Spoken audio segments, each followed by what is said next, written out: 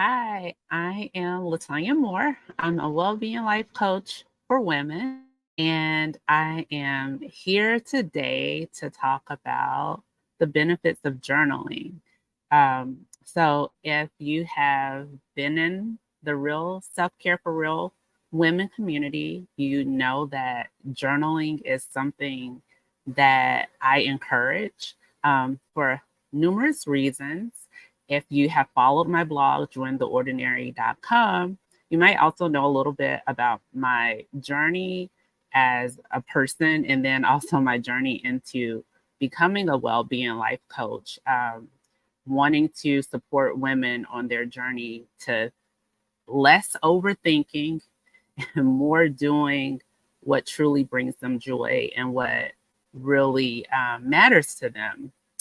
So, all that to say, let's go ahead and get started with today's talk and journaling prompt. So, some of the benefits of journaling that I know personally that I've experienced, and then also um, learned from the ladies that I've had the opportunity to work with and support on their journey. The first one I would say the reduction of feeling overwhelmed. I don't know about you, but sometimes we can get lost in our thoughts and they can ruminate and they can just play over and over and over and over again. And when that happens, we become stuck and we become stuck and we can't really move forward the way we want to.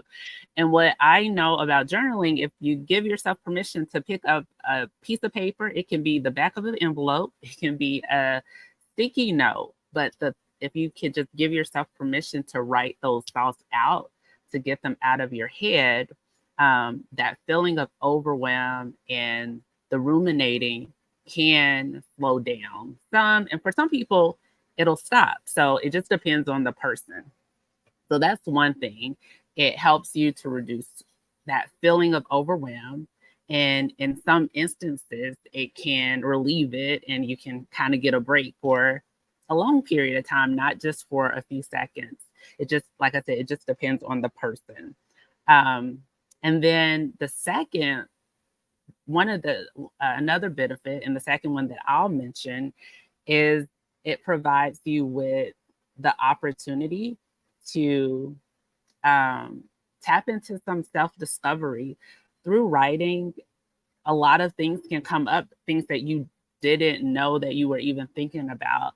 When you give yourself permission to just like free flow and write, you can open up this stream of consciousness and some things that you, like I said, you didn't realize that you were pondering or that you believed or that you felt or felt, you will see that come out in your writing and it gives you some more opportunity to explore yourself at a deeper level. And when we know ourselves deeply, it does make a difference.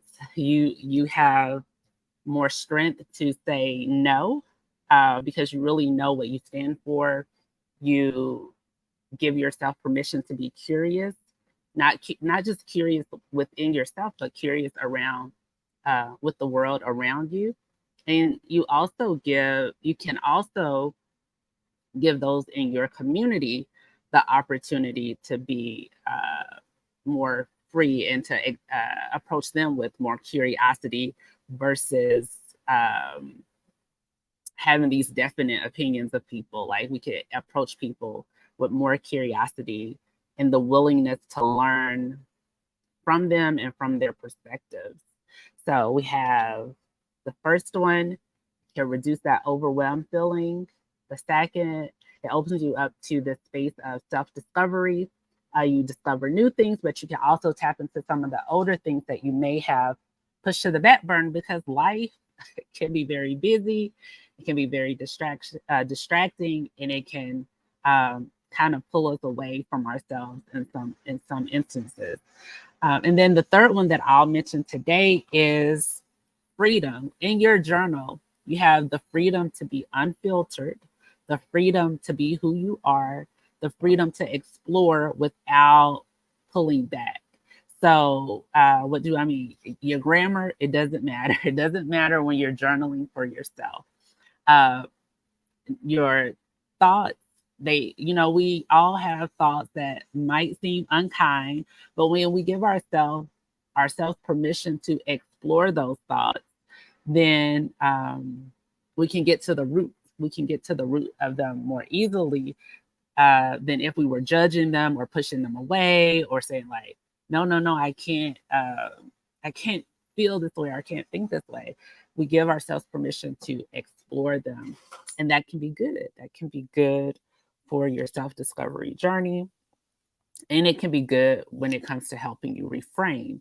Because if you don't give yourself permission to explore thoughts, even if they're thoughts that you don't 100% agree with, um, it's hard to reframe those thoughts. It's hard to change the perspective of those thoughts. So there is freedom in writing. Hopefully you are in a family or whoever you live with that respects privacy and boundaries.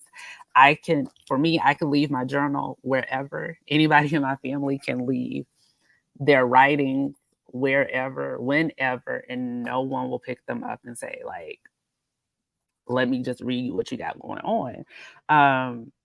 So hopefully you have that space. And if you don't, I'm going to encourage you to still give yourself permission to journal or write. I prefer to journal and write on paper with paper and pen. You can do that in your phone, like with your notes app. You can journal that way. You can do voice journaling where I have the Voxer app, so you can record yourself inside a Voxer if you use that app or any other voice recording app. And then if you want to record journal, paper and pencil, you could put it in, just don't leave your journal sitting around if you do have the fear of someone else reading it. And speaking about fear in journaling, because that does come up when I mention it, when I've mentioned it to people, the fear of what if someone comes across my writings and my deepest thoughts. We can't control all circumstances. So, like, we're all going to pass away at some point. I have lots of journals and I don't have the intention to destroy them. For me personally, like, if my kids wanted to read my journals, I feel okay with that.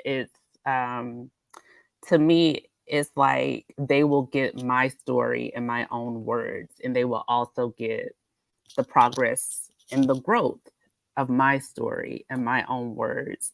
And who else is better to tell my story than myself? Um, and that's the way I look at it. I don't approach it with a fear of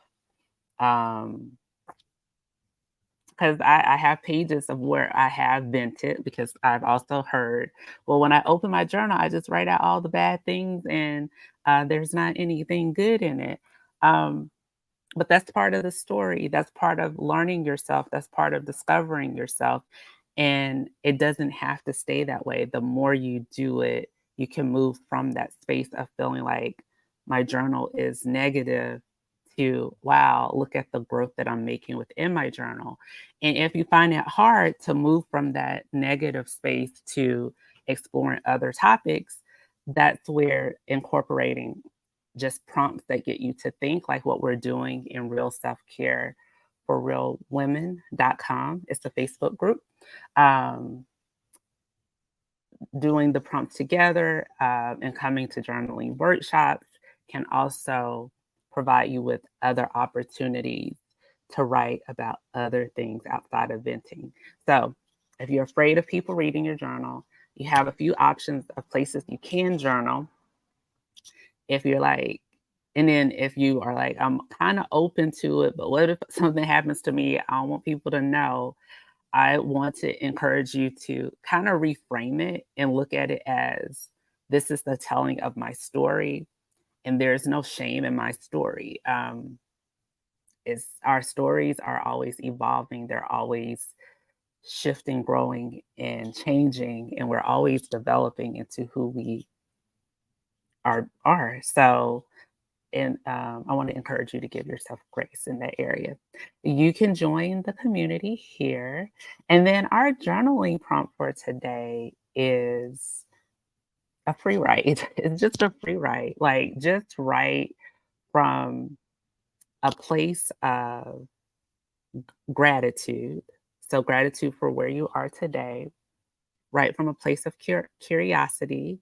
What are some things that are coming up for you that you for you about you that you are curious about? What are you also noticing in the world around you that you're curious about? So a place of gratitude, a place of curiosity and exploration, and and what would it mean to just truly be free in any space? So it's freedom in your journal, freedom in the rooms that you enter, freedom in your work, freedom in your parenting, freedom in whatever it is that you are living day to day. So we got some gratitude, curiosity, and exploration, and freedom. So those are some words that you can kind of hold on to as you journal. Um, and you can join the community if you are a lady, if you identify as a woman. You can join the community, Real Self Care for Real Women. We host book clubs, we do journaling together, and I would love to see you there. Also, if you're like, well, Tanya, I just can't get into this journaling by myself. I see you giving me prompts and trying to help me. I want to encourage you to join us for a virtual or in person journaling workshop. It's a great opportunity to connect with other ladies, other women who are journaling around the same topic. We learn together, we grow together. It is 100% a collective opportunity. And I love it. I look forward to it each whether I'm journaling in person in my local community or journaling online with my virtual community. You can see links for both types on this link at jointheordinary.com/workshops. And if you just need support on your personal journey outside of a group, like I mentioned earlier, I am a well-being coach and I support women, typically women who are overwhelmed, who are overthinking, who can't really hear their own voice as much as they would like to because everything else is like calling for their attention. So they're saying yes to a lot of things that they prefer to say no to, and they're saying no to a lot of things that they prefer to say yes to. Um, so I support them on their journeys. And then you can set up a free call just to learn more about what we can do together at jointheordinary.com/discovery. So I hope you have a wonderful day and take out your journal. Use those 3 words to kind of guide you: gratitude, curiosity, freedom, and see what comes out for you. I'll see you in the community. Bye.